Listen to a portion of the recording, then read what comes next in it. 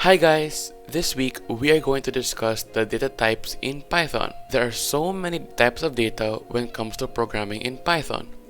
But for now, I'll only be showing you the 6 basic data types in Python that you will need. So the first one is a string.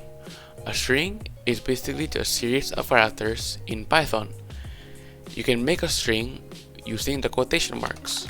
So print, the print function, and then quotation marks, and then any characters you want. Let's say I am a string, and then exclamation point. When you run this, it'll print I am a string. The second data type is integer. Integers in basic terms are just whole numbers. So it can be a 1, maybe a 10, it can also be 5 million.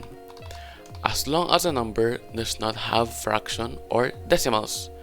Then, how do you work with decimals in Python? Well, that's where the third data type comes in. The third data type is called float.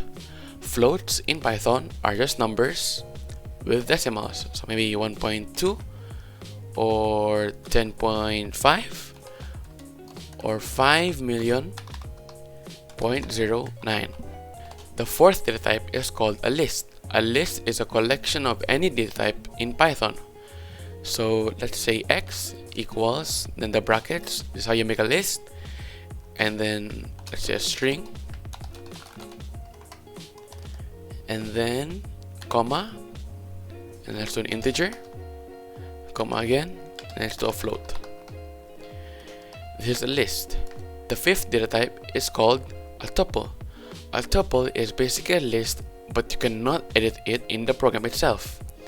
So this is basically, that's how you make a list, but with parentheses. So let's do another string, again strings, then 2, and a float, 2.9.